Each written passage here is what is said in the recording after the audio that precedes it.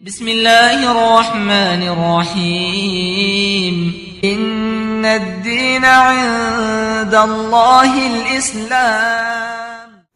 نحمدہ ونصلی ونسلم علی رسولہ النبی الکریم الامین اما بعد فاعوذ باللہ من الشیطان الرجیم بسم اللہ الرحمن الرحیم۔ آج ہمارا فضائل اہل بیت، عظمت اہل بیت پہ تیسرا لیکچر ہے، تو اس میں سے میں وہ چند احادیث مبارکہ آج کوٹ کروں گا کہ جو نبی پاک علیہ الصلوۃ والسلام نے اپنی زبان اقدس کے ساتھ اولاد فاطمہ یعنی قیامت تک آنے والی نسل فاطمہ کے بارے میں کیا ارشاد فرمایا۔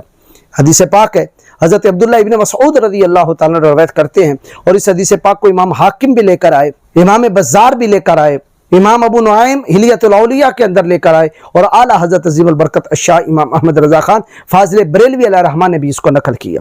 آقا کریم علیہ الصلوۃ والسلام نے ارشاد فرمایا ان فاطمہ احسنت فرجہا فحرم اللہ ذریتہا علی النار، کہ بے شک میری بیٹی فاطمہ کی عصمت اور پردہ اور حیا کی وجہ سے اللہ رب العالمین نے اس کی اولاد کے اوپر، ذریت کے اوپر دوزخ کی آگ کو حرام کر دیا۔ ذریت فاطمہ، قیامت تک آنے والی نسل فاطمہ، آگ حرام ہے ان پر، ایک ایک سید پر، ایک ایک سیدہ پر۔ یہ شرف ان خاندان مصطفیٰ کو ملا۔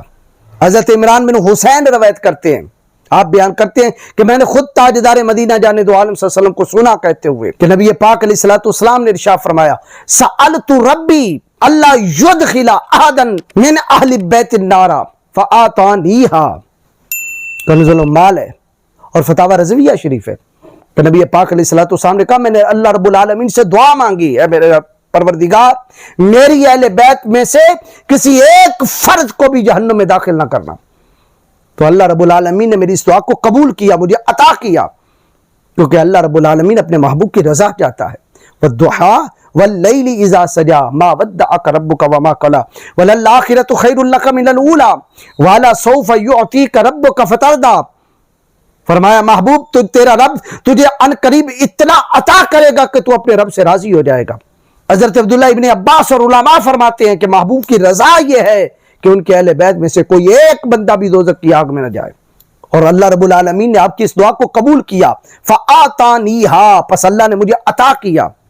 کیونکہ خدا کی رضا چاہتے ہیں دو عالم، خدا چاہتا ہے رضائے محمد، ساری کائنات خدا کو راضی کرنا چاہتی ہے اور خدا اپنے محبوب کو راضی کرنا چاہتا ہے۔ حضرت عبداللہ ابن عباس سے مروی ہے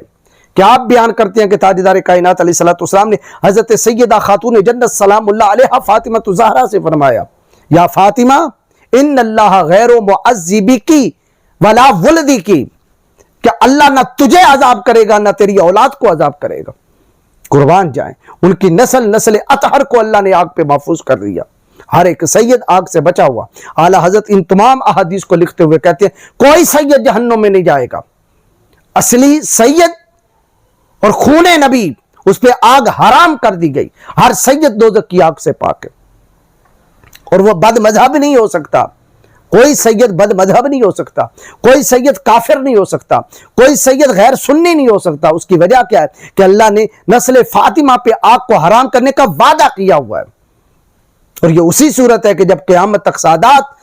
اسلام پہ رہیں گے، اہل سنت رہیں گے۔ اگر کوئی بد مذہب ہو گیا اور وہ سید ہونے کا کلیم کرتا ہے تو وہ سید سمجھا نہیں جائے گا، اس کا جھوٹا دعویٰ ہوگا کہ وہ سادات کی طرف اپنے آپ کو منسوب کر رہا ہے، کیونکہ اصلی سید جو ہے وہ ایسے کام کر ہی نہیں سکتا کہ جس پر دوزخ واجب ہو جائے۔ اور جو بد مذہب ہوں گے، غیر سنی ہوں گے اور جو غیر مسلم ہوں گے، ان پہ جہنم کی آگ واجب ہے۔ تو معلوم کیا ہوا کہ سید آگ سے محفوظ رہنے کے لیے تا قیامت ایک ہی ناجی گروہ اہل سنت و جماعت میں رہیں گے، جس کی حضرت مولا علی نے بشارت دی، امام حسن حسین نے بشارت دی، امام زین العابدین نے بشارت دی، اور حضرت سیدہ خاتون جنت سلام اللہ علیہا کی مرتبہ اور مقام اور ان کی آل و اولاد کا مقام قربان جائیں۔ فاروق اعظم روایت کرتے ہیں، سیدنا فاروق اعظم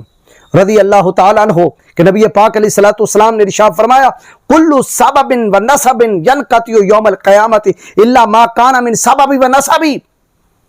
قیامت کے دن ہر نسب حسب کٹ جائے گا، ہر خاندان اور قبیلہ کٹے گا،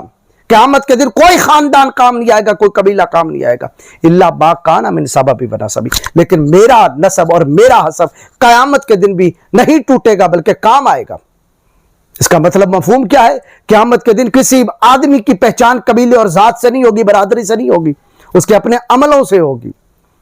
قیامت کے دن کسی بٹ کو بٹ کہہ کے نہیں پکارا جائے گا، کسی جٹ کو جٹ کہہ کے نہیں پکارا جائے گا، کسی ارائیں کو اے ارائیں اور چودھری کہہ کے نہیں پکارا جائے گا، کسی نیازی کو نیازی کہہ کے نہیں پکارا جائے گا۔ الغرض جتنی ذاتیں پاتیں قبیلے ہیں کوئی تعارف نہیں ہوگا قیامت کے دن۔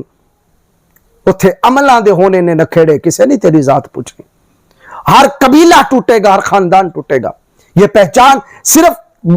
برادریوں کی پہچان جو ہے وہ دنیا کے اندر ہے تاکہ تم پہچانے جاؤ۔ یا ایھا الناس انا خلقناکم من ذکر و انثی، اے پوری دنیا کے لوگوں، ہم نے تمہیں ایک مرد حضرت آدم علیہ السلام سے اور ایک عورت حضرت حوا سے پیدا کیا۔ وجعلناکم شعوبا وقبائل، اور تمہارے قبیلے اور برادریاں بنا دیں، کس لیے؟ لتعارفوا، تاکہ تمہاری پہچان ہو جائے۔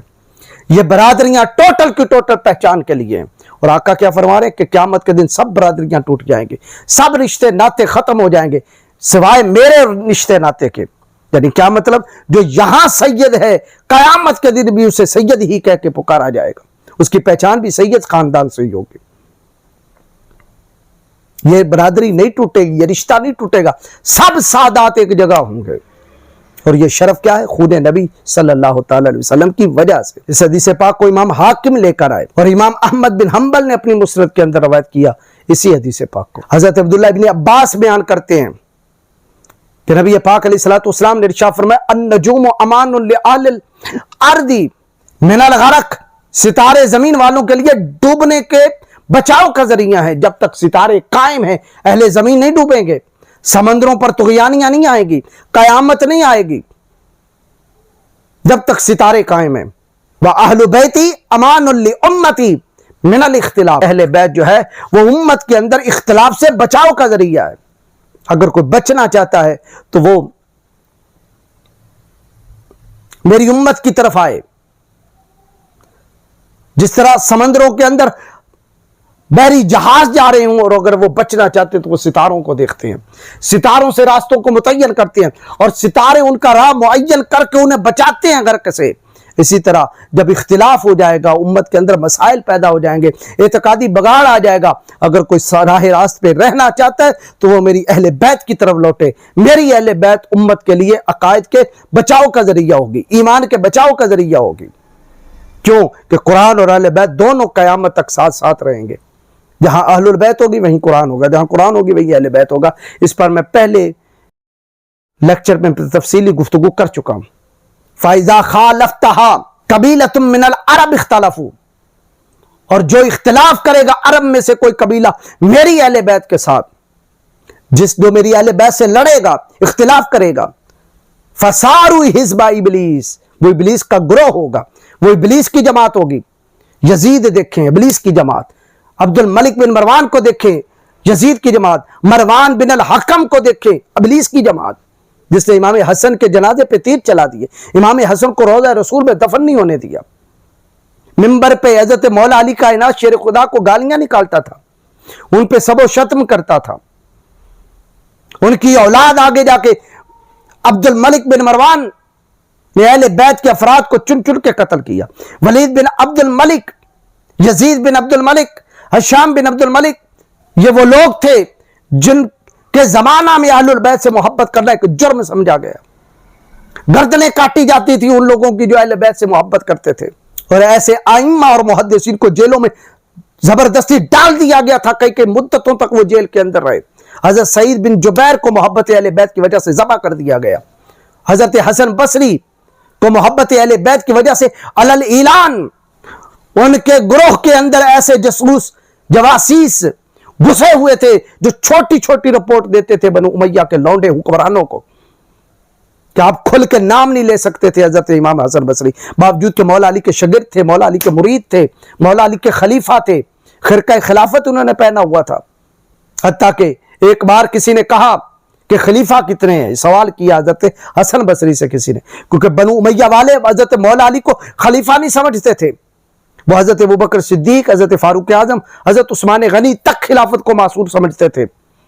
تو وہ زمانہ تھا کہ مولا علی کی خلافت کا اعلان کرنا اپنی جان کو تباہ کرنے کے مترادف تھا، اپنے آپ کو شہادت کے لیے پیش کرنا تھا۔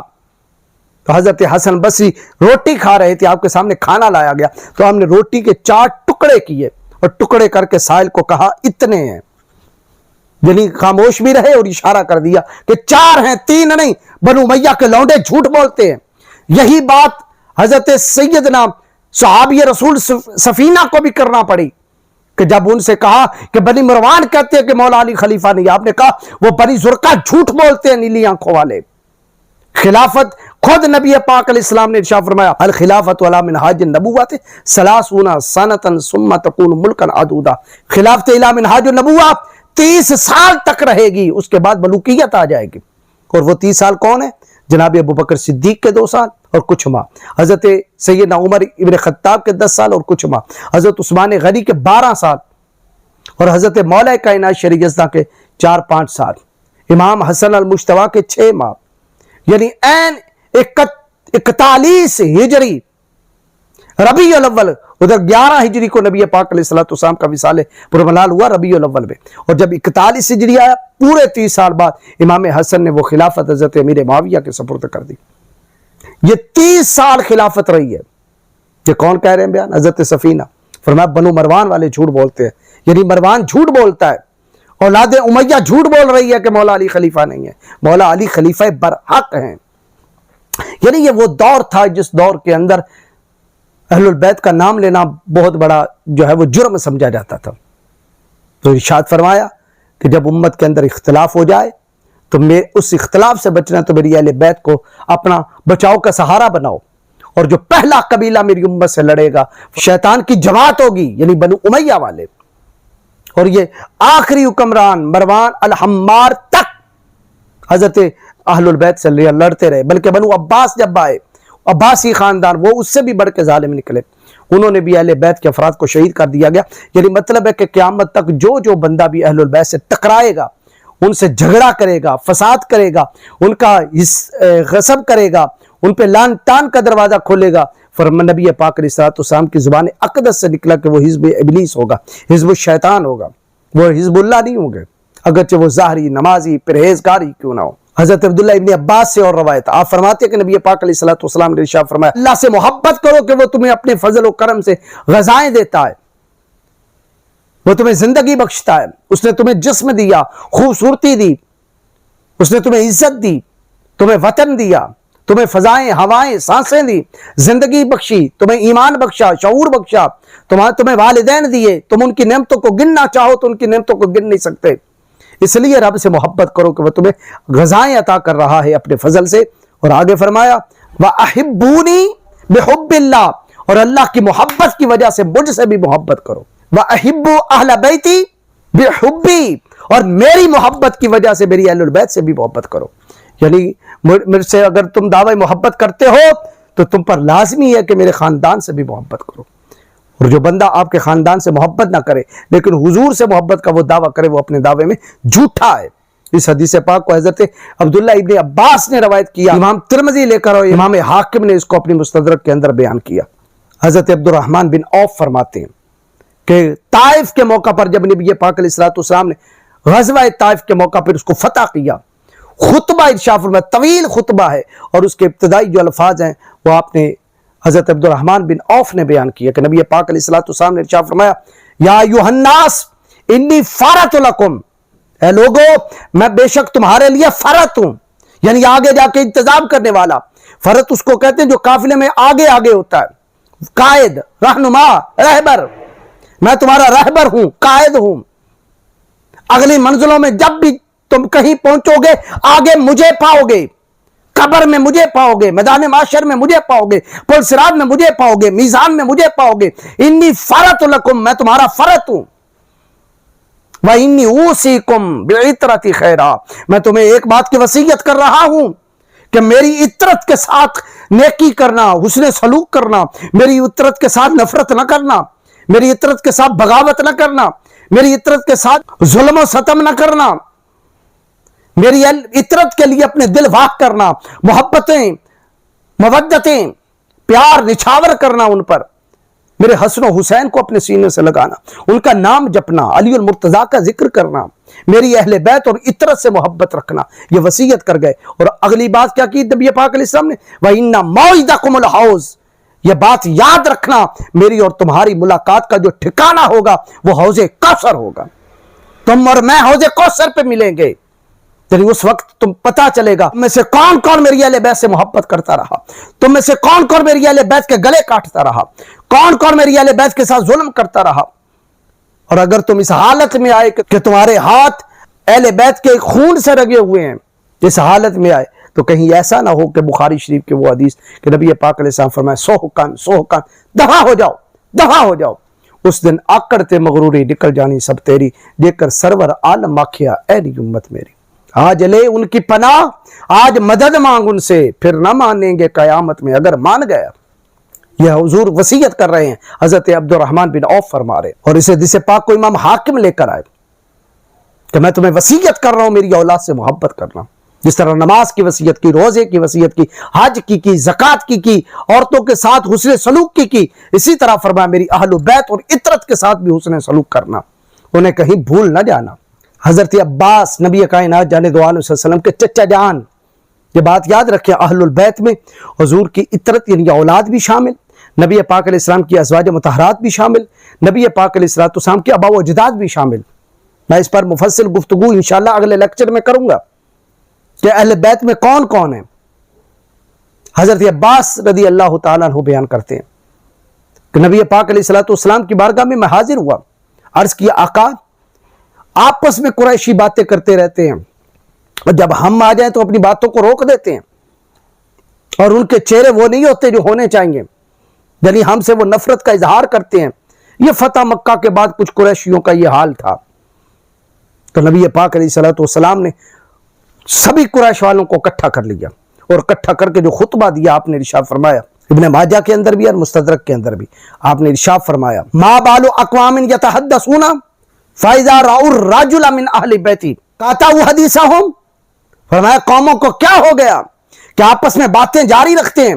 اور جب میری اہل بیت میں سے کسی فرد کو دیکھتے ہیں تو اپنی باتوں اور اپنی گفتگو کو روک دیتے ہیں۔ یعنی اس قدر نفرت ہے ان کے دلوں میں۔ یہ بیان کیا فتح مکہ کے بعد کی یہ بات ہے، کیونکہ حضرت عباس مکہ سے مدینہ جو ہجرت کی ہے تو فتح مکہ کے بعد کی ہے، جو اس زمانے کا حال بتا رہے ہیں۔ اور کچھ قریشی ایسے تھے کہ جن کے دل وہ محبت اہل بیت میں مملو نہیں تھے، محبت اہل بیت سے خالی تھے۔ کیوں؟ کہ ان کے آبا و اجداد جنگ بدر میں مولا علی کے ہاتھوں مارے گئے، حضرت امیر حمزہ کے ہاتھوں مارے گئے، کچھ باقی جنگوں کے اندر مارے گئے، تو ان کا وہ ذکر جو تھا وہ یوں اہل بیت کے ساتھ کوئی اچھا نہیں تھا، رویہ کوئی اچھا نہیں تھا۔ تو نبی پاک علیہ السلام نے سب کو جمع کیا اور فرمایا واللہ لا يدخل قلب الرجل الایمان حتی یحبہم للہ ولقرابتہم منی، ارشاد فرمایا خدا کی قسم اس بندے کے دل میں کبھی ایمان داخل ہو ہی نہیں سکتا جو اللہ کے لیے میری اہل بیت سے محبت نہ کرے اور میری قرابت کی وجہ سے ان سے محبت نہ کرے۔ تو یہ قسم اٹھا کے نبی پاک علیہ السلام نے ارشاد فرمایا جو اہل البیت سے کسی فرد سے بھی نفرت رکھے، خواہ وہ حضور کے چچا ہوں، چچا کی اولاد ہو، یا نبی پاک علیہ السلام کی آل اولاد ہو، سیدہ فاطمہ الزہرا سے آپ کے شہزادے ہوں، آپ کی شہزادیاں ہوں، آپ کے ازواج مطہرات ہوں، آپ کے آبا و اجداد ہوں، اور قیامت تک آنے والی نسل سیدہ فاطمہ الزہرا ہو، بغض رکھے گا، فرمایا اس کے دل میں ایمان داخل نہیں ہوگا۔ قسم اٹھا کے فرمایا خالی کلمہ ہوگا، خالی نماز ہوگی، خالی روزہ ہوگا، خالی عبادات ہوں گے، عبادات خالی چل رہی ہوں گی، وہ اپنے آپ کو مومن متقی پارسا اور تبلیغی سمجھ رہا ہوگا، لیکن ایمان اس کے اندر داخل نہیں ہوگا، خارج ہو چکا ہوگا، اور اسے اس بات کا بھی علم نہیں ہوگا۔